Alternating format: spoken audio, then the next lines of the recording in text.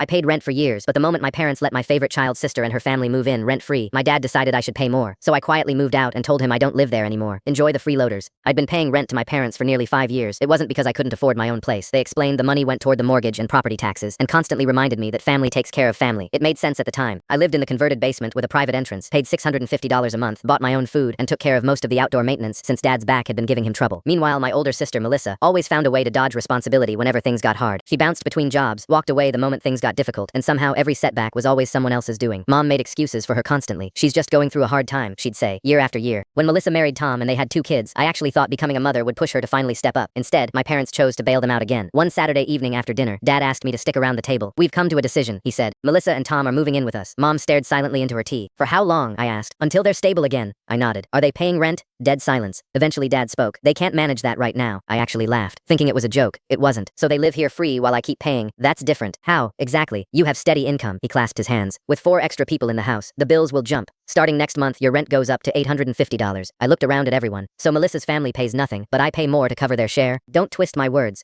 I'm just repeating them. Dad said nothing more. Melissa avoided eye contact. Tom stared at his phone the entire time. That silence told me everything I needed to know. I paid my normal $650 one last time, without protest. Dad assumed I'd accepted it. Instead, I spent every night after that hunting for apartments. Within 2 weeks, I'd signed a lease on a small 1-bedroom about 20 minutes away. It cost more than what I'd been paying my parents, but at least it would be entirely mine. I told no one. Since the basement had its own entrance, moving out was simple. A few boxes carried to my truck every evening after work. No one noticed. Melissa's kids filled the house with noise. Tom complained about lack of storage. Mom cooked for everyone, and Dad looked more worn down by the week. The day before rent was due again, I moved my remaining furniture out while everyone was at a kid's soccer game. I vacuumed, patched the nail holes, left my key on the counter, and drove off. The next morning, Dad called. Where are you? At my apartment. What apartment? The one I moved into yesterday. Silence. You can't just leave like that. I already did. Your rent's due. I don't live there. You should have talked to us first. I tried. That conversation ended when you decided I should pay more so Melissa could stay for free. He hung up. Over the following weeks, everyone suddenly remembered my number. Mom called and admitted money was tight. Melissa texted asking if I'd help with utilities until Tom found work. Tom messaged saying the kids shouldn't suffer because of adult disagreements. Dad left long voicemails listing everything I supposedly owed the family. I gave everyone the same answer. I don't live there. About 6 weeks later, Mom asked me to meet for lunch. She looked exhausted. Tom still wasn't working steadily. Melissa had started using Dad's credit card for groceries and supplies, swearing she'd pay it back once Tom found a job. She never did. The electric bill had nearly doubled, groceries kept climbing, and Dad had begun dipping into retirement savings just to keep things afloat. Your father thought it'd only be temporary, she said quietly. Now he doesn't know how to tell them to go. Months later, Melissa erupted when Mom finally told her it was time to leave. She accused our parents of caring more about money than family. Mom told me this over the phone. Neither of us said much. We both remembered exactly who'd said those words first. Melissa and Tom eventually moved out, without repaying a cent. They left behind broken furniture, damaged appliances, unpaid credit card debt, and a household that felt completely hollowed out. The following spring, my parents listed the house for sale, unable to keep up with the mortgage. A week before closing, Dad called one final time and asked if I'd consider moving back to help them get back on their feet. I let the silence sit for a moment before answering. I don't live there.